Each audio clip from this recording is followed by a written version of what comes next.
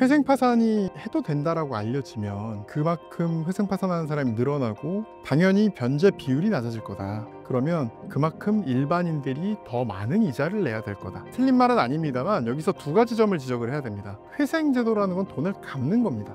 그리고 파산 제도라는 건 더 빚이 늘어나고 더 자산 가치가 떨어지기 전에 정리를 하는 겁니다. 그렇기 때문에 회생이든 파산이든 이 제도가 있음으로 인해서 오히려 채권 회수율이 더 낮아진다는 근거가 없습니다. 경제적 위기 직전에 나타나는 신호 같은 것이 있다면 무엇인가요? 경제적 위기의 위험 신호들이 몇 개 있는데 크게 이제 저희가 한 3개, 4개 정도를 얘기를 합니다. 첫 번째가 돌려막기. 돌려막기가 그냥 대단한 게 아닙니다. 내가 마이너스 통장 뚫어놨는데 여기 빚에서 못 갚게 되니까 마이너스 통장에서 빼서 여기 갚게 되면 이미 돌려막기가 시작된 겁니다. 여기서 더 위험한 건 카드론. 카드론 현금 서비스. 빚으로 빚을 막는 돌려막기가 시작됐다. 첫 번째. 두 번째는 대출이나 카드값 연체가 2달 이상 됐다. 한 달은 그럴 수 있어요. 2달, 3달이 넘어서면 이미 신용등급이 어마어마하게 떨어져 버리기 때문에 2달, 3달째 연체가 됐다. 세 번째는 고금리 대출을 받고 있다. 내가 지금 대출을 받는 모든 것 중에 단 하나라도 14%가 넘어가는 게 있다. 12%가 넘어가는 대출이 하나라도 있다. 그러면 이 세 가지면 이미 경제적으로 통계적으로 봤을 때 이 빚을 다 못 갚으시는 상황에 접어든 겁니다. 이때가 되면 차라리 빠르게 파산을 하시든 빠르게 회생을 하시든 선택을 하셔서 가셔야 사실 확률적으로는 신용 회복이 가능하고, 잘못하면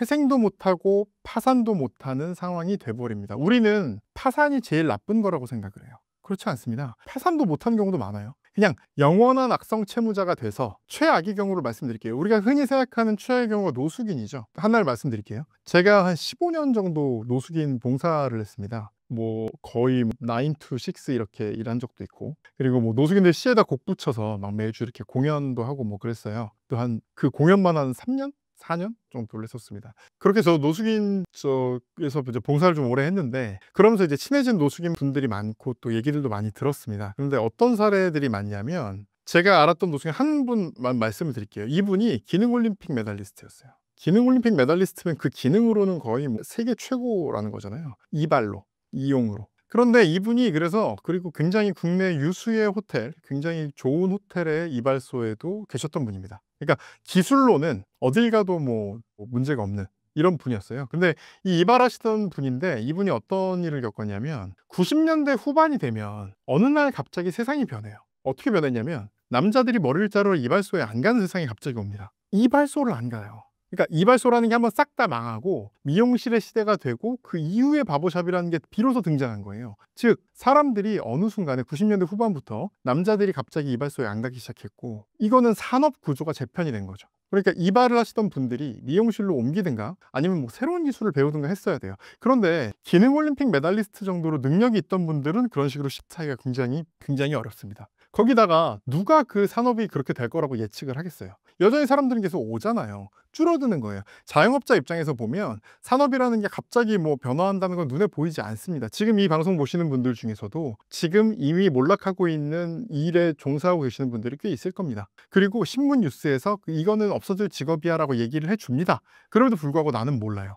변호사도 마찬가지입니다. 변호사가 언제까지 뭐 일을 할 수 있을지는 잘 모르겠어요. 그렇지만 제가 그러니까 지금이라도 뭐 딴 일을 해봐야지라고 생각하는 건 대단히 어려운 일이에요. 특히 능력이 좋을수록. 만약에 한 번에 몰락을 했으면 차라리 그냥 망해버리면 끝입니다. 그런데 한 번에 몰락하는 게 아니라 처음에 500만 원 비는 거예요. 친구한테 빌려요. 그리고 다음 달은 갚아요. 또 좀 상황이 나아집니다. 그런데 산업 자체가 몰락을 하는 상황이기 때문에 장기적으로 보면, 그 장기라는 게 한 1년 정도로 보면 갚았다 못 갚았다, 다 갚았다 못 갚았다, 못 갚았다 못 갚았다 못 갚았다가 돼버립니다. 그리고 아까 말씀드렸지만 은행에서 빌려보고 안 되면 가족과 지인한테 빌리고, 그게 안 되면 사채까지 빌립니다. 그러면 이 상황에서 가족, 지인의 빚은 거의 못 갚습니다. 못 갚게 되면 어떤 사람이 되냐면, 가족도 없고 친구도 없는 사람이 되고요. 인생을 자포자기하게 되고, 그러면 술을 마시고 알코올 중독에 빠지게 되고 서울역에 나가서 노숙인이 되는 겁니다. 노숙인이 서울역에 왜 나간다고 생각하세요? 노숙인이 생각해보면 국어를 하더라도 강남역에서 국어를 하는 게 낫지 서울역에서 하는 게 낫겠습니까? 거기 많은데, 서울역에. 사람들이 이유를 잘 몰라요. 노숙인들이 서울역에 나가는 이유는 서울역이 먹을 게 많고 돈이 많아서 가는 게 아닙니다. 나보다 못한 사람들이 있어서 가는 거예요. 사람은, 특히 좀 남자들이 좀 더한 것 같기도 해요. 근데 사람은 커뮤니티가 없으면 삶의 이유를 못 찾습니다. 내가 가족도 없고 지인도 없는 사람, 가족도 없고 친구도 없고 내가 어디서나 말할 수 있는 게 단 하나도 없는 사람이 됐을 때 내가 부끄럽지 않게 말할 수 있는 사람, 내 상황을 얘기해도 전혀 내가 고통받지 않는 그런 사람은 서울역에 가야 있는 거예요. 그래서 그 커뮤니티를 위해서 서울역에 나가게 되는 겁니다. 그 서울역에서 노숙인들 자활을 위해서 되게 많은 노력을 하거든요. 제가 일했던 뭐 다이서비 센터 같은 경우에도 많은 노력을 합니다. 대표적인 게 이제 알코올 중독 치료를 한다든가 아니면 얼마씩 받고 자활을 한다든가 이런 시도들을 많이 하는데, 아까 제가 말씀드린 그분은 알코올 중독 치료 센터 몇 번 갔다 왔지만 못 끊었어요. 그리고 이분이 뭐 자활 활동 같은 걸 했지만 그 다음에 또 제대로 안 되고 막 그랬습니다. 근데 이분이 파산을 했어요. 파산을 하고 빚이 없어졌습니다. 그래서 그 다음부터 자활을 하는 60만 원, 70만 원은 가족한테 일부라도 보낼 수 있게 됐습니다. 그러니까 바로 술을 끊었어요. 우리는 약물 중독이 심각하다고 생각하지만 약물 중독은 물론 굉장히 심각합니다. 그러나 약물 중독보다 더 심각한 게 있는데 그게 내 주변에 아무도 없어지는 일입니다. 내가 존재의 의미를 잃어버리게 되는 게 더 큰 일이에요. 그래서 재미있게도 제 경험상, 제가 뭐 모든 걸 본 건 아니지만 제가 봤던 경험상 노숙인들을 자활시키는 제일 좋은 방법은 파산 회생입니다.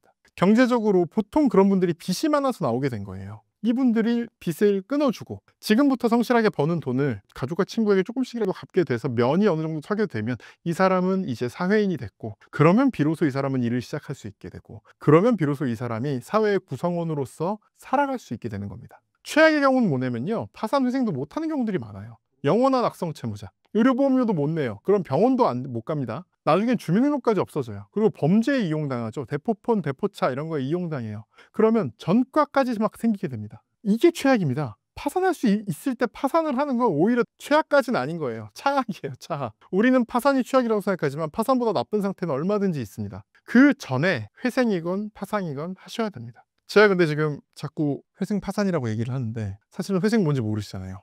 회생이라는 건 뭐냐면 제가 버는 돈의 일부를 법원에 갚는 거예요. 예를 들어 드리겠습니다. 제가 월 300만 원을 법니다. 저는 1인 가구예요. 그런데 제가 월 300만 원을 벌어요. 그러면 제가 빚이 1억입니다. 그러면 아까 원리금 대출로 300만 원 버는 사람이 원리금 대출 상환으로 100만 원씩 매달 갚는 건 거의 불가능 내지는 굉장히 힘들죠. 거기다가 일이 좀 터져가지고 돌려막기하고 이러다 보니까 빚은 점점 막 늘어나고 있고, 지금 보시는 분들 중에도 분명히 그러신 분들이 있습니다. 월 내가 300만 원 버는데 내가 월 갚고 있는 비용을 잘 계산해 보니 300만 원이 넘는 경우들이 있어요. 어떻게 그게 가능하냐? 또 다른 빚을 내는 거죠. 그래서 월 300만 원 버시는 분들이 월 300만 원씩 갚는 분들이 많아요. 그러면 그분들이 어떻게 그 돈을 갚겠습니까? 당연히 말이 안 되는 거죠. 이런 분들에게 이 회생제도라는 건 뭐냐면, 일단 모든 채무 추심 일단 멈춰. 추심 전화 매일 오거든요. 매일 오는 거 일단 멈춰. 이 사람 일해야 되니까 멈춰 놓고요. 지금 빌린 돈이 1억 원이라고 그랬잖아요. 그리고 월 300 번다고 했죠. 그럼 1인 가구면 최저 생계비가 150만 원이 조금 안 됩니다. 대충 쉽게 150만 원으로 계산을 할게요. 300만 원에서 이 사람이 기본적으로 살아갈 수 있는 비용 150만 원을 제외한 나머지 150만 원을 상환을 하라는 거예요. 그런데 채무자가 하나가 아닐 거 아닙니까? 하나에 갚고 이렇게 하지 말고 법원에 내면 법원에서 알아서 비율에 따라서 내가 나눠주겠다, 이렇게 하는 거죠. 그럼 월 150만 원씩 한 보통 이제 36개월 정도에서 뭐 한 40개월 정도라고 하면, 40개월이라고 하면 길게는 5년까지도 하는데요. 40개월이라 그러면 6천만 원이죠. 이 6천만 원을 월 그냥 밀리지 않고 매달 150만 원씩 40개월, 50개월 이렇게 변제를 하면 나머지 4천만 원 정도 원금이 남게 되잖아요. 요건 탕감을 해줍니다, 국가에서. 그럼 이 경우가 우리가 흔히 말하는 탕감률 40%라고 얘기할 수 있는 이런 상황입니다. 그러면 이거 보시는 분들 중에, 제가 회생파산 변호사는 보통 유튜브나 어디에도 나오지 않습니다. 왜냐하면 이거 굉장히 비윤리적인 일이라고 사람들이 생각해요. 제가 어디 유튜브 나가거나 방송 나가서 회생파산 해라, 하는 게 좋다, 국가를 위해서 좋다, 개인을 위해서 좋다 얘기하잖아요. 악플 엄청 날립니다. 그럼 돈 갚는 놈만 병신이냐? 엄청 많이 나옵니다. 그런데 그게 아니라는 거예요. 국가 경제적으로 보면, 이 사람을 위해서라도 보면 이게 낫다는 겁니다. 자, 보세요. 이 사람이 지금 1억이지만 이걸로 막 돌려막기하고 이런 게 힘들어서 월 200만 원씩 갚아야 되는 상황이었다고 해보세요. 그 정도 상황이 아니면 물론 회생도 안 되고 파산도 안 됩니다. 법원이 그렇게 단순하지 않습니다. 이게 쉽지 않습니다. 어쨌든 이 사람이 회생이 들어갔다고 해보세요. 이 사람이 150만 원씩 40개월을 갚으면 6천만 원을 갚을 수가 있습니다. 그러면 금융기관의 입장에서는 60%를 회수할 수가 있습니다. 이자는 못 갚겠지만. 개인의 입장에서 볼게요. 이 사람은 월 150만 원으로 40개월 생활을 하고요. 나머지 빚은 연체받아서 그 다음부터는 본인이 버는 대로 신용을 회복하고 또 저축도 하고 하면서 잘 살 수가 있습니다. 근데 만약에 내비두잖아요. 그러면 월 300을 벌어서 200을 못 갚아요. 200 이상을 못 갚는단 말이에요. 그러니까 연체가 쌓입니다. 아까 1억 원이라고 했지만 추가 대출이 늘어나서 1억 5천, 2억이 됩니다. 그러면 파산하게 됩니다. 파산하게 되면 이 아까 말씀드린 채무자들, 원래 1억 채무자들은 한 푼도 못 받습니다. 그러니까 회생을 하면 6천만 원 받을 게 파산을 하면 2, 3천밖에 상환을 못 하게 되는 거예요. 뭐 기본 지금 재산을 뭐 정리해서 2, 3천 될 수도 있으니까 2, 3천밖에 못 갚게 되는 거고, 아까 말씀드린 파산도 못하는 상황이 돼버리면 채권자들은 한 푼도 못 받게 됩니다. 결국은 채권자들을 위해서도 차라리 개인회생을 하는 게 더 좋은 경우가 많습니다. 잘 모르시는데요. 저가 해보면 뭐 형사사건 이런 데 연루되잖아요. 그래서 뭐 이런 것 때문에 신용보증기금, 기술보증기금 이런 데서 이제 채권자가 돼서 사기로 뭐 고소를 한다거나 이런 건들 있잖아요. 제가 담당자 만나면 빨리 회생 신청하세요 이렇게 얘기합니다. 이 사람들 입장에서는 그래도 좋은 거예요. 그게 오히려 상환율이 높다는 걸 채권자들도 아는 겁니다. 근데 단순히 이건 채권자들의 입장, 그러니까 가장 불리한, 회생제도에서 가장 불리하고 가장 억울하다고 생각하는 채권자들의 입장이 이렇다는 거예요. 근데 이 채권자들 외에 나머지는 더한 겁니다. 이 개인은 회생을 함으로써 사회의 구성원으로서 살아갈 힘을 얻게 되는 거고요. 국가는 결국 한 명 없어질 수 있었던 노동력이 실제로 일을 할 수 있는 노동력이 되는 거고, 노동을 한다는 말은 이 사람이 소비를 한다는 얘기예요. 그러니까 이 사람을 파산이나 혹은 파산도 못하는 상태에 빠지는 게 아니라 회생을 시키면 국가 경제에 미치는 긍정적인 영향도 엄청나게 큰 겁니다. 아까 제가 악순환 말씀드렸어요. 악순환 아까 뭐였죠? 경기가 어려워요. 영업이 안 돼서 빚이 늘어납니다. 빚이 연체돼서 신용등급이 떨어지고, 그러면 이 사람이 파산에 이르게 됩니다. 그러면 이 사람한테 돈을 못 받은 사람들도 있고, 또 이 사람이 소비가 줄어들고, 이렇기 때문에 줄어든 소비, 못 갚는 돈 이런 것들 때문에 경기는 더 어려워집니다. 이 악순환의 구조라 그랬잖아요. 이 악순환의 구조를 끊어야 된다 그랬죠. 제일 좋은 건 경기를 좋게 만드는 겁니다. 이거는 정치인과 기업인들이 열심히 해주셔야 될 역할입니다. 그런데 이 고리를 끊는, 적어도 좀 고리를 약하게 하는 중요한 방법 중에 하나가 바로 회생과 파산입니다.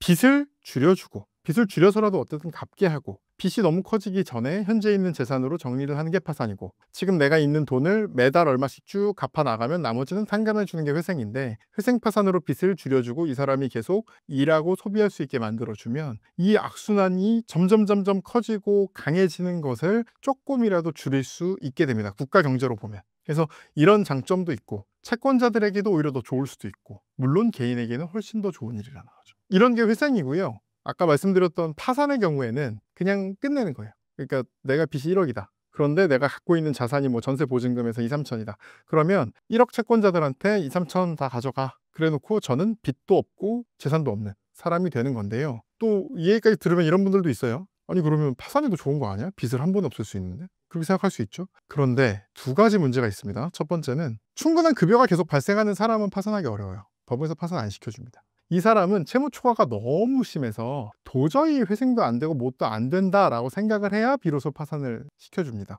법원이 그렇게 파산을 쉽게 시켜주지 않아요. 파산도 어렵습니다, 여러분. 아예 안 되면 파산하지 뭐 아니에요. 법원이 파산 쉽게 안 시켜줍니다, 절대로. 괜히 뭐 변호사들이 막 파산하는데 무슨 법인 파산이면 3, 4천씩 받는데 그 괜히 그렇게 받겠어요? 돈이 없어서 파산하려는 사람이 어디서 3, 4천을 마련해요. 근데 그렇게 해야 될까 말까 한 게 파산이에요. 파산이 쉽지 않습니다. 그래서 파산이 무조건 좋다고 생각하시는데 급여가 있으면 파산이 제대로 안 된다는 거, 이게 있고요. 두 번째는 파산의 이유도 있어요. 그러니까 예를 들어 내가 막 도박하고 아니면 막 돈 빼돌리고, 이거 보시는 분들 중에 파산 회생 욕하는 분들 중에 태반이 야, 지 맘대로 흥청망청 썼잖아, 뭐 도박했잖아, 아니면 지가 뭐 너무 모험적인 투자했잖아, 아니면 돈 빼돌렸잖아, 그런 놈들을 왜 보호해줘야 돼? 라고 생각하거든요. 그런 경우는 파산 안 시켜줘요. 그러니까 이분이 파산의 이유가, 원인이 흔히 저희가 이제 도주코라고 하는데 도박 주식 코인 그리고 낭비, 이 네 가지 요건에 의했다면 사실 파산도 잘 안 시켜줍니다. 그리고 또 다섯 번째가 있는데요. 돈을 빼돌렸는지 안 빼돌렸는지 물론 100%라고 말 못합니다. 그러나 법원에서 엄청 꼼꼼하게 봐요. 돈을 빼돌렸다는 조그만한 의심만 있어도 다 소명을 요구합니다. 대출을 받았는데 어떻게 그거를 어디에 어떻게 빼돌리고, 누가 봐도 좀 이상하게 좀 너무 비싼 걸 샀다거나 누구한테 입금을 했다거나 이런 거 법원에서 저희가 파산 신청, 회생 신청하면 하나하나 꼼꼼하게 체크를 해요. 체크해서 이건 뭐야, 그거, 그리고 답 못 하잖아요. 회생 파산 안 시켜줍니다. 그래서 회생과 파산을 하는 것도 사실 그렇게 우리가 걱정하는 것만큼 회생과 파산은 그렇게 쉽게 되질 않고, 진짜로 경제적으로 어려움을 겪고, 특히 회생의 경우에는 진짜로 경제적으로 어려운 경우에만 되는 거고요. 그런 파산이 좋을 것 같은데 일단 파산이 안 된다는 거. 그러니까 급여가 있으면 파산이 잘 안 되고, 두 번째로는 채무가 막 늘어난 이유가 도박, 주식, 코인 같은 낭비 같은 그런 요인이면 파산이 잘 안 된다는 거. 세 번째는 제일 중요한 이유인데요. 회생은 돈을 갚은 거예요. 탕감을 받더라도 어쨌든 돈을 갚은 거예요. 그러니까 회생은 제가 3년이고 4년이고 돈을 갚잖아요. 그때부터는 제가 신용카드도 사용하고 대출도 받을 수 있고, 저는 그때부터는 그냥 일반인이 돼서 신용점수도 올릴 수 있고 일반적인 사람으로 사회생활을 할 수 있어요. 그러나 파산은 돈을 못 갚은 겁니다. 아무리 탕감을 많이 받아도 회생은 갚은 거고 파산은 못 갚은 게 돼요. 그렇기 때문에 파산은 제약이 되게 많습니다. 일단 5년간 재파산도 안 될 뿐더러 그 금융기관에 정보가 등록이 돼서 신규 대출이 거의 안 된다고 보시면 돼요. 그리고 실제로는 한 7년에서 10년까지도 이 사람이 정상적인 경제 생활을 하는 건 굉장히 어렵습니다. 파산을 한번 하면. 그렇잖아요. 돈 한번 빌려서 못 갚은 사람한테 누가 또 돈을 빌려주겠습니까? 근데 회생은 어쨌든 갚은 거기 때문에 그런 돈을 다시 빌리고 이런 게 가능하다면 파산은 그게 굉장히 어렵습니다. 두 번째는 또 이런 게 있어요. 예를 들어 저는 파산 못합니다. 파산을 하면 변호사로 활동을 못해요. 그런 직업들이 굉장히 많습니다. 변호사, 의사, 흔히 말하는 문과 전문직부터 해서 의사도 그렇고 되게 많은 분들, 내가 주식을 많이 갖고 있는 법인이 파산했다 이거는 상관없어요. 1인 법인이라 하더라도. 개인이 파산을 하면 전문직 같은 경우에 자격 취득 제한이 된다거나 자격 정지가 된다거나 아니면 심지어 자격 박탈이 되는 경우도 많고요. 공무원 같은 경우도 파산이 안 되는 경우가 대부분입니다. 공무원이나 공기업 같은 경우. 그리고 이제 파산 경력이 남으면 그걸 가지고 새로운 직장에 취업할 때도 당연히 애로사항이 있습니다. 그래서 종합적으로 말씀드리면 흔히 진짜로 그런 분들도 있어요. 무책임한 분들도 있습니다. 그냥 파산해서 끝낼래요. 이런 분들이 있으면 제가 무조건 말씀드립니다. 회생할 수 있으면 회생을 하세요. 그게 인생 깁니다. 선생님, 앞으로 인생 길게 남아 있는데요. 앞으로 그래도 편하게 사시려면, 앞으로 또 새로 재기를 하시려면 회생하시는 게 좋아요. 특히 이런 분들 많습니다. 제 고객 중에 이제 작년, 재작년에 R&D 자금 끊기고 뭐 요래가지고 그분들이 이제 추가 투자를 조금만 받으면 성공할 수 있는 걸 제대로 못해서 이제 기업을 정리해야 되는 상황들이 많은데, 이런 분들한테는 제가 권해드리는 게 법인을 파산하고 개인을 회생하세요. 그러면 선생님이 그동안 일했던 경력과 경험과 가지고 있는 것들이 충분히 있기 때문에 이런 걸 토대로 얼마든지 재기하실 수 있습니다. 실제로 그런 분들이 특히 이제 프로그래머, 개발자, 그리고 능력을 가지신 분들이 많아요. 그런데 이제 투자받고 그랬던 것들 때문에 제대로 그 추가 투자가 없어서 기업이 어려워지고, 그래서 그거를 못 갚게 돼서 기업을 파산하게 됐지만 이분들 자체는 능력을 가지신 분들이 굉장히 많다는 거죠. 그래서 제 주 손님들이 그런 분들이긴 합니다. 그러니까 뭐 도박, 주식, 코인 이런 분들도 많지만 제 주된 분들이, 그리고 제가 제일 많이 돕고 싶은 분들이기도 하고, 이런 분들이 능력은 있으나 그런, 예를 들어 뭐 바이오라든가 뭐 그런 경우는 5년 이상 계속 R&D가 들어가야 돼요. 안 그러면 못하는 경우들 많고, 근데 한 3, 4년 전만 해도 가능할 줄 알았어요. 근데 이제 정부 정책 자금 같은 게 많이 끊기고 줄어들면서 어려워지신 분들, 이런 분들은 제가 정말 책임지고 처리를 해드려서 이분들이 재기를 해서 이분들의 능력이 또 사회, 우리 대한민국을 위해 쓰일 수 있게 하는 게 우리나라를 위해서 정말 좋은 일이라고 생각합니다. 그래서 이런 분들이 많습니다. 그래서 결론적으로 회생 파산 두 개가 있을 때 회생을 할 수 있으면 무조건 회생을 하는 게 좋다. 회생은 돈을 갚는 거다. 그리고 경제적인 어려움에 처해 있다면 내가 아까 말씀드렸던 세 가지 있죠. 내가 돌려막기 한다. 비싼 대출을 받고 있다. 세 번째, 그 다음에 연체가 시작이 됐다. 그리고 하나만 더 하면 지인과 가족에게 돈 빌리게 했다. 지인과 가족에게 막 어렵게 전화해서 오랜만이야, 미안한데 나 1,000만 원 안 되니, 이런 빌려줌이 시작이 됐다. 이 네 가지 경우에는 일단 상담하세요. 일단 저한테 전화 주시고 개인회생 할 수 있는 상황이면 하시고, 저희 뭐 변호사들도 편차가 큽니다. 근데 양심적인 변호사들도 되게 많습니다. 그래서 그분들이 회생 파산 안 해도 되면 하지 말라고 해요. 이 정도면 해보십시오. 조금만 더 노력해 보십시오. 특히 저는 그렇게 얘기를 합니다. 이분들이 앞으로 저희 어떤 고객이 될지 모르기 때문에 그렇게 말씀을 드립니다. 그래서 일단 지금 이 네 가지 중에 한 가지라도 해당이 되신다. 그러면 일단 상담을 한번 받으시고, 회생할 수 있으면 회생을 하시고, 파산할 수 있으면 파산을 하시고, 최악의 상태는 피하시기를 저는 진짜 권유드립니다. 회생이나 파산이 필요한 상황이라는 걸 알 수 있는 직관적인 상황이 있을까요? 이것도 간단합니다. 최저 생활비라고 아까 말씀드렸잖아요. 1인 같은 경우는 한 150만 원 정도고 2인 같은 경우는 한 240만 원. 찾아보시면 회생 최저 생계비 하면 나오거든요. 내가 최저 생계비보다 내가 쓸 수 있는 돈이 적잖아요. 빚을 다 갚고 나서 남은 돈이 최저 생계비 이하다. 내가 월 300을 버는데 160만 원씩 매달 갖고 있다. 이러면 이미 시작이 된 거야. 이미 어려운 거야. 흔히 저희가 얘기하기에 전체 버는 돈의 40% 이상을 대출로 쓰고 있다. 그럼 위험하다라고 흔히 많이 말하는데 이건 똑같진 않아요. 왜냐면 월 3천 버신 분도 있잖아. 그러면은 이분도 1200씩 갚으면 사실 어려워요. 왜냐면 이런 분들은 씀씀이도 크기 때문에. 그렇긴 하지만 크게 뭐 저희가 흔히 말하는 전체 버는 돈, 세후 소득의 40% 이상을 변제에 쓰고 있으면 위험하다. 도 있고, 두 번째는 어쨌든 간에 최저 생계비 이하로 내가 지금 써야 된다. 내 세후 소득에서 빚감 돈을 다 빼고 나면 내가 딱 테이블을 놓고 봤을 때 그러면 이거는 회생에 들어가셔야 된다. 확률적으로 이런 분들이 앞으로 상황이 나아져서 괜찮아질 확률은 극히 낮다 라는 점은 알아두셨으면 좋겠습니다. 그래서 카드깡, 돌려막기 절대 하지 마세요. 그렇게 열심히 해서 갚는다고 채권자들이 좋아하지 않습니다. 그리고 또 잘 모르니까 연체를 안 해보신 분들은 모르는 게 있습니다. 연체가 시작되면 일하기 너무 어렵습니다. 전화가 매일 와요. 이게 우리는 사채하면 어렵다고 생각하는 게 뭐 이런 거잖아요. 집에 찾아오고 주는 사람이 와서 이제 막 협박하고 이런 건 안 무서운 거예요. 더 무서운 건 매일 전화. 하루도 안 빼고 내가 연체한 곳이 7곳이면 매일 7통씩 빚 갚으라는 전화가 오고 안 받잖아요. 그럼 계속 와요. 그래서 어떻게든 받아야 돼. 이거 노이로제 걸립니다. 일 못해요. 참고로 요거를 또 해결하는 제도가 있습니다. 회생 파산을 시작하면 금지 명령이라고 해서 회생에 들어가면 모든 연락이 일체 금지됩니다. 일단 이게 첫 번째고요. 꼭 회생에 안 들어가더라도 채무자 대리인 제도라 그래서 변호사를 채무자 대리인으로 선임했어요 라고 얘기하면 그때부터는 전화 안 옵니다. 채무자 대리인 하는데 또 따로 비용을 받죠, 변호사들이. 뭐 그렇긴 한데 어쨌든 연체가 시작되면 이제 일해서 돈 더 벌기도 힘들기 때문에 그렇게 전화가 오기 시작했다 그러면 회생하셔서 금지 명령 받는 게 최선입니다.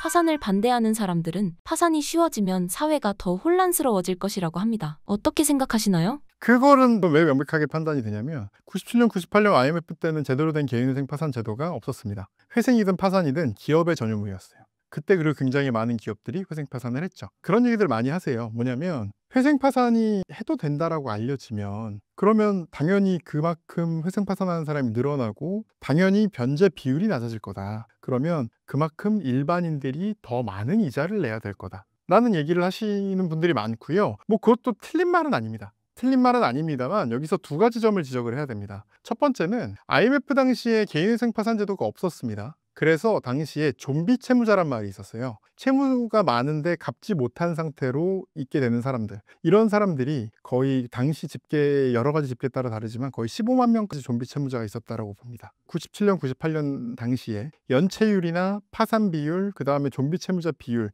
그리고 그 액수들을 고려를 해보면 현재 회생 파산 제도를 이용할 수 있게 됐을 때보다 더 변제율이 더 낮습니다. 훨씬 더 낮아요.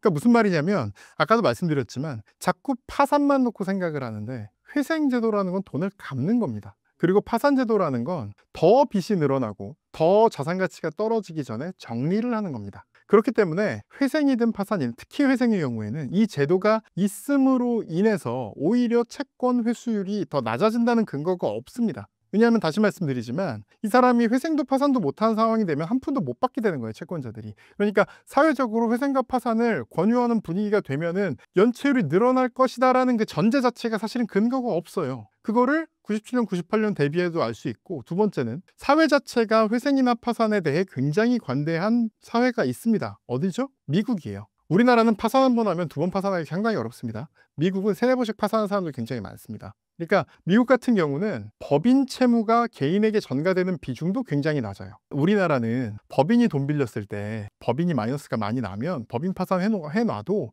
대표자가 물어야 되는 거 엄청나게 많아요. 일단 급여 퇴직금 이런 거 같은 경우는 두 가지인데 급여 퇴직금 이런 경우는 근로기준법 위반으로 형사사건이 돼버립니다. 그래서 대표자가 사실상 책임을 지게 돼요. 첫 번째. 두 번째가 국세. 국세 같은 경우는 사실 대표자 개인한테 죽을 때까지 따라옵니다. 죽은 다음에도 따라옵니다. 세 번째 또 뭐 있냐면 요즘엔 안 그런데 2018년이 보통 기점인데 그 이전에는 대표자 연대보증 시켰어요. 지금 2018년이라 봐야 5년도 안 됐잖아요. 그러니까 그때 대출 받으신 분들. 그래서 우리나라는 법인에서 채무를 져도 법인만 터뜨리고 끝나는 게 아니라 개인에게 전가되는 게 많습니다. 반박하시는 분들 얘기는 이거랑 똑같은 얘기입니다. 뭐냐면 자, 법인 제도는 있으면 안 된다. 법인 제도라는 게 있으면 미국식 특히 법인 제도, 개인이 거의 책임 안 지는 법인이라는 게 얼마나 무책임한 거냐. 법인을 만들어 놓으면 법인이 빚 왕창 지고 자산 없어서 법인 파산해 버리면 개인은 그냥 오히려 법인에서 막 급여로 땡겨 먹고 그걸로 띵가띵가하고 호의호식한다. 법인 제도라고 있는 것 자체가 이게 사람의 모럴 해저드를 유도하고 모럴 해저드를 유도하기 때문에 이율이 다 성실하게 갚는 법인 없이 개인 사업하는 사람들은 엄청 손해 본다. 법인 제도 없애야 된다. 이렇게 얘기하시는 거랑 사실상 똑같아요. 자본주의 구사회가 법인이라는 제도 그리고 회생파산이라는 제도를 둔 이유가 있습니다. 뭐냐면 자유롭게 도전하라는 거예요. 좋은 사업 아이템이 있고 내가 봤을 때 성공할 수 있을 것 같은 게 있다면 돈을 빌려서 시도를 해라. 그게 국가 전체적으로 봤을 때 국부를 증진시키는 방법이다. 라는 게 자본주의라는 시스템의 기본적인 생각인 겁니다. 그렇기 때문에 이자도 허용되는 겁니다. 이자가 허용 안 되는 나라도 많습니다. 이슬람도 그렇고 구약 성경에도 이자 받으면 안 된다고 써 있죠. 이자가 왜 허용되겠어요? 은행에서 3% 4%로 돈을 빌려와서 이걸 개인에게 6% 7% 때로는 14%에 팔아요. 이 이자를 그냥 가만히 앉아서 돈 버는 거면 이 사람들이 엄청난 폭리를 취하는 거잖아요. 이게 허용된 이유는 뭘까요? 리스크가 계산이 된 겁니다. 이 리스크를 계산을 잘못해서 얻은 손해는 은행의 손해가 돼야 됩니까? 아니면은 개인의 손해가 돼야 됩니까? 당연히 이 사람들은 그걸로 이득을 취하라고 이 사람들한테 이자를 받을 권리를 보호를 해주는 겁니다. 그렇기 때문에 이분들이 잘 계산을 해야죠. 그리고 당연히 세 가지 말씀드려야 될 것 같은데, 첫 번째는 개인회생 파산 제도가 활성화된다고 해서 이 사람들이 진짜로 연체율이 더 높아지고 회수율이 더 낮아질 거라는 근거가 없다. 어떻게 보면 더 높아질 수도 있다 라는 게 첫 번째고요. 두 번째는 자본주의라는 것 시스템 자체가 애초에 법인제도, 어떻게 보면 굉장히 무책임할 수도 있는 법인제도, 그리고 회생파산제도를 허용해 주는 이유 자체가 사람들이 도전하고 열심히 일하고 새로운 아이템을 토대로 사업을 하라고 하기 때문이고, 그런 제도가 있어야 오히려 국부가 성장한다는 건 사실 최근 한 2, 300년의 경험을 통해 충분히 입증이 된다고 생각을 합니다. 세 번째는 아까 실제 그 사람들의 얘기인데, 이분들이 회생파산 제도가 없으면 돈을 갚을 수 있는 사람이냐는 게 핵심인 거예요. 지금 이 모든 전제는 회생파산 제도가 없었으면 이 사람들은 돈을 갚았을 건데 이놈의 회생파산 제도 때문에 돈을 안 갚아. 그러니까 이 모든 문제야 라는 게 전제인데, 이 사람들이 그럼 과연 갚을 수 있었을 사람인 것이냐. 저는 어차피 못 갚을 사람으로 봅니다. 그리고 다시 말씀드리지만 어차피 못 갚을 정도, 그러니까 회생이든 파산이든 이 제도의 구제를 받지 않으면 이 사람들이 정말 더 안 좋아지는 상황이라고 판단이 안 서잖아요. 그러면 법원이 회생 파산 안 시켜줍니다. 굉장히 까다롭습니다, 여러분. 회생 파산 딱 낸다 그래서, 우리는 미국 영화를 많이 봐서 그런 거에 익숙하거든요. 회생 파산은 그렇게 쉽게 시켜주지 않습니다. 그렇기 때문에 이 회생 파산이 될 정도 분들이라면 이분들은 내비뒀으면 오히려 못 갚을 사람들이에요. 최소한 회생을 통해 변제하는 것보다 더 못 갚았을 사람들이 대부분이다. 그렇기 때문에 정리해서 다시 말씀드리면, 첫 번째, 연체율이 더 높아지고 회수율이 더 낮아진다는 근거가 없다. 두 번째, 이런 회생파산제도, 법인제도 이런 걸 통해서 국부는 증가한다는 게 그동안의 2, 300년의 데이터로 알려져 있고 또 미국의 예를 보면 알 수 있다. 세 번째는 이 개인이 회생파산제도가 없었다면 돈을 더 갚았을 거라는 증거는 전혀 존재하지 않는다. 오히려 적절한 시기에 끊어주는 것이 회수율을 오히려 올릴 수도 있고, 그렇다면 오히려 금리가 낮아질 수도 있다. 저는 그렇게 생각합니다. 그렇다면 개인 회생과 파산은 어떤 경우에 가능한가요? 특히 고소득자분들은 이런 분들이 있어요. 뭐 월 이제 세후로 뭐 700만 원 이렇게 버시는 거예요. 그리고 빚이, 이런 분들은 보통 뭐 한 3억 되죠. 그런데 이런 분들이지만 월 3, 400만 원을 갚기는 너무 힘들다는 거예요. 왜냐하면 이분들은 교육비도 내야 되고 뭐도 해야 되고 뭐 차도 유지해야 되고 이런 분들이 있기 때문에 월 2, 300만 원 이상씩 빚을 갚기는 사실 되게 힘들어요. 그러니까 너무 힘든 상황인 거예요. 그런 분들이 가끔 상담을 합니다. 그러면서 저한테 뭐라고 그러시냐면, 빚 갚긴 힘든데 그런 제가 아까 얘기한 대로 계산을 해보면 탕감을 못 받는다. 이런 경우에도 회생을 해야 될까요? 라고 얘기를 합니다. 무슨 말이냐? 제가 700만 원을 벌어요. 그리고 빚이 3억이에요. 그러면 아까 뭐 최저생계비라고 하잖아요. 그러면은 거의 한 뭐 4인 가족이랑 300만 원이라고 치고, 그럼 400만 원씩 12개월 4,800만 원, 그리고 뭐 5년이라고 하면 하여튼 전액을 변제받아야 되는 경우들이 있거든요. 변제하는 경우가 있거든요. 이런 경우에는 회생을 안 하는 게 낫지 않느냐라는 질문을 하시는데, 이런 경우에도 회생하는 게 나은 경우가 훨씬 많습니다. 뭐냐면 첫 번째는 회생에 들어가게 되면 그때부터 독촉 전화가 끊겨요. 이런 분들이 제일 어려운 게 뭐냐면, 빚을 열심히 갚고 있는 다른 빚이 튀어나온단 말이야. 갑자기 돈 다시 내라 그런 사람 또 튀어나온단 말이야. 이 불안정성이 견디기 힘든데, 차라리 월 얼마씩 딱 갚아라 법원에서 정해주면, 그리고 독촉 전화 없이 그냥 매달 갚아야 될 날만 갚게 되면, 이런 분들이 자영업을 하시고 개인 사업을 하시는데 훨씬 도움이 되고 스트레스를 안 받고 그냥 갚을 수가 있다는 게 첫 번째. 두 번째는 장점은요, 이자 안 내도 되는 거예요. 개인회생에 들어가게 되면 물론 이 사람이 충분히 돈 갚을 수 있는 사람은 개인회생 안 되죠. 근데 전액 변제한다고 해서 무조건 개인회생 되는 건 아니죠. 그러나 이자 부담이 너무 과도해 보이면 개인회생이 나오거든요. 이런 경우에도 이자는 대부분 탕감이 된다고 보시면 됩니다. 이자는 그때부터 안 내신다고 보면 돼요.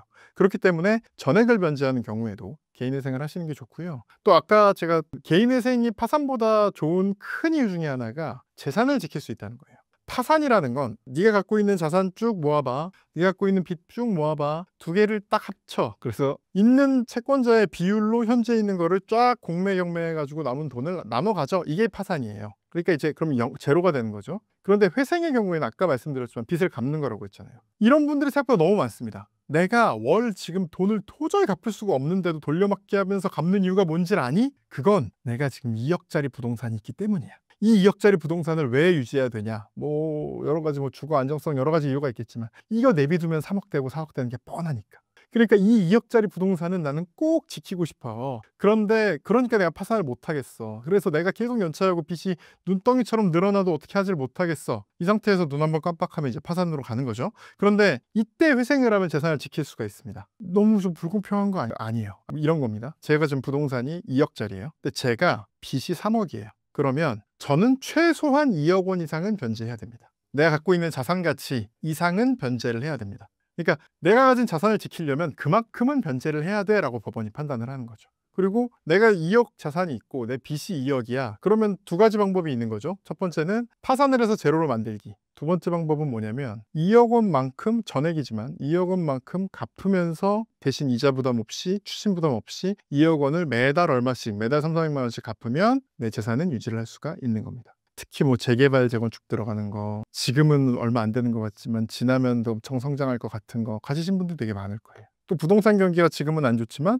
좋아질 수도 있고 여러 가지 호재들이 눈앞에 빤히 보이는 이런 분들은 애써서 빚을 늘리면 결국 그 부동산 못 지키십니다. 그래서 회생을 해서 한 달에 갚아야 될 돈이 좀 많아서 허리를 졸라매야죠 물론. 그럼에도 불구하고 그렇게 매달 갚으시고 내가 갖고 있는 자산 그 가치 이상만큼만 갚으시면 결국 재산을 유지할 수가 있습니다. 그게 이제 회생의 큰 장점 중에 하나인 거죠. 그래서 그런 거고요. 그 다음에 또 이런 질문 하시는 분들 많습니다. 워크아웃이 뭡니까? 워크아웃 신용회복위원회라는 게 있습니다. 이게 얼마나 사람들이 이름을 많이 알고 있냐면 재벌집 막내 아들에서 이 진도준이가 국가에 가서 딜치는 게 뭐죠? 내가 인수를 하겠습니다. 개인 워크아웃 제도를 마련해 주십시오. 이때 전국의 회생파산 변호사들은 다 같이 무릎을 쳤습니다. 왜 무릎을 쳤냐? 아니 워크아웃이 아니라 개인회생 제도를 만들어 달라 그래야지. 그때 없었는데. 워크아웃이라는 건 이 개인 그 신용회복위원회라는 거에 소속돼 있는 채권자들이 있습니다. 대표적인 게 시중은행입니다. 은행, 증권사, 보험사 같은 회사들은 대부분 신용회복위원회에 가입이 돼 있는데요. 이 신용회복위원회에서 채권자들 쫙 모아요. 그러니까 내가 빚이 3억이라고 하고 채권자가 뭐 15명인데 그중에 12명이 은행권 채무라 신용회복위원회에 가입이 돼 있습니다. 그러면은 쭉 불러 모아서 12명 앉혀놓고 얘기하는 거예요. 야, 이 양반 내비두면 이거 빚 다 못 갚아서 어그러질 것 같은데 니들이 동의를 좀 해. 니들이 동의하면 이 양반 월 한 3, 40만 원씩 10년, 20년 갚아서 하게 해줘. 동의를 해줘. 라고 얘기를 해서 채권자들이 동의를 하면 그 절차대로만 갚아 나가면 되는 거가 이제 신용회복위원회 워크아웃이라는 겁니다. 개인적으로 워크아웃이 필요한 경우들도 있어요. 워크아웃이 필요한 경우들도 있습니다. 특히 이제 어떤 경우냐면 소득이 너무 많은 경우. 소득이 언제까지만 할진 모르겠는데 지금은 월 1,000 이렇게 버시는 분들. 근데 만약에 개인회생 하면 월 800씩 갚으라고 나와버리거든. 근데 내년 내후년에 내가 월 1,000 번다는 보장이 없어. 이런 분들은 워크아웃으로 가시는 게 나은 경우들도 있고요. 또 재산이 엄청 많은 경우. 그러니까 사실은 기업 같은 경우에는 아까 제가 말한 회생이라는 단어가 개인회생과 기업회생은 아예 다른 용어가 됩니다. 기업회생이라는 건 이 워크아웃 비슷한 걸 기업회생이라고 그래요. 어쨌든 그래서 이런 뭐가 가진 게 많거나 뭐 돈을 많이 벌거나 이런 분들은 좋은 경우들도 있습니다. 그런데 개인적으로는 그렇게 개인회생도 할 수 있고 워크아웃도 할 수 있는 상황이라면 개인회생을 훨씬 더 추천드립니다. 왜냐하면 두 가지 이유가 있는데요. 첫 번째는 신용회복위원회 같은 경우는 어떻게 보면 자의적인 거예요. 이게 무슨 강압성이 있는 기관이 아니에요. 무슨 말이냐면 월 30만 원씩만 갚으면 된다고 얘기했었는데 은행에서 또 전화가 와. 이거 막을 방법이 없어요. 그러니까 추심 같은 게 그대로 계속 들어올 수도 있어요. 두 번째는 여기 소속 안 돼 있는 빚들도 많아요. 대표적인 게 뭐 제2금융권 중에도 꽤 있고, 사채 내지는 사채에 준하는 무슨 캐피탈사, 이런 데들이 제2금융권, 제3금융권이라고 하는 이 분들은 대부분 여기 워크아웃에 포함이 안 돼 있는데, 문제는 나를 제일 힘들게 하는 거는 보통 여기잖아요. 그렇기 때문에 워크아웃으로 실질적인 효과를 못 볼 수도 있다는 거. 또 세 번째는 너무 오래 걸려요. 10년, 20년씩 걸려요. 그게 어떤 경우에는 장점인 거죠. 10년, 20년간 조금씩만 나눠 간다는 게 장점인데, 10년, 20년이란 말은 또 워크아웃은 보통 이자 안 떼어주거든요. 이자도 그대로 받는 경우들이 많거든요. 이자 탕감도 별로 안 해주고, 탕감을 많이 못 받고 이자를 계속 내야 되고, 결론적으로 10년, 20년 기간은 미뤄졌을지라도 갚아야 될 돈은 엄청나게 늘어나는 경우가 많다. 그래서 워크아웃 신용회복위원회는 개인적으로 둘 다 가능하면 개인회생을 더 추천드리는 경우가 많습니다. 또 이거 있어요. 워크아웃은 3개월 이상 연체가 돼야 돼요. 연체가 된다는 말은 3개월간 추심 전화를 받으셔야 된다는 얘기입니다. 의외로 그거를 못 견디시는 분들이 상당히 많습니다. 그래서 어쨌든 워크아웃은 경우에 따라 필요한 경우도 있으나, 개인회생, 워크아웃, 파산, 개인 파산 세 가지 옵션이 있다고 하면 가장 좋고 가장 탕감도 좀 받을 수 있으면서 가장 개인의 문제를 좀 현실적으로 해결할 수 있는 방법은 개인회생이다. 그 다음이 워크아웃, 그리고 한참 뒤가 개인 파산, 이렇게 생각하시면 될 것 같습니다. 구독자님들에게 한 말씀 부탁드립니다. 저는 아까도 말씀드렸지만 15년간 노숙인 봉사하면서 빚 때문에 사람들이 완전히 몰락한다는 거를 너무 많이 봤고요. 그래서 빚에서 몰락하지 않도록 도와드리는 역할을 하기 위해 변호사가 됐고, 그런 일을 지금 하고 있습니다. 지금 보시는 분들 중에 누가 나는 성실하게 갚고 있는다라고 생각하시는 분들 중에서도 지금 성실하게 갚는 게 꼭 좋은 게 아닌 분들도 있을 수 있습니다. 그러니까 채권자를 위해서나 국가를 위해서나 본인을 위해서나 제일 좋은 방법이 아닐 수도 있습니다. 그래서 꼭 한번 빚 때문에 좀 빚 갚느라 힘들다 이러신 분들은 마음을 열고, 뭐 저든 아니면 뭐 다른 변호사님들이든 상담 한번 받아보시는 걸 제일 추천드리고요. 또 본인이 그런 상황이 아닌 분들이라고 하더라도 데이터로 볼 때는 개인회생 파산 제도가 오히려 좋을 수 있다는 점을 꼭 생각을 해주시고, 너무 많이 욕은 안 해주셨으면 좋겠습니다. 제가 다른 채널에 나왔는데 다른 채널에서 여러 가지 견전한 비판과 악플, 외모 지적 이런 것들이 많이 달렸는데, 저는 뭐 전혀 상처를 받지 않았습니다만, 살 빼기 전에 방시혁 같다, 위고비 전에 방시혁 같다, 이런 댓글은 좀 자제해 주시기를 바라겠습니다. 어쨌든 오늘 신사임당 나와서 너무 좋았고요. 제가 또 이제 교통사고 이런 쪽 일도 하고 있고, 또 홈페이지나 서비스도 준비를 하고 있는 게 있습니다. 그래서 언제 또 초대를 해주시면 그것도 재미있게 말씀드리려고 한번 찾아오겠습니다. 감사합니다.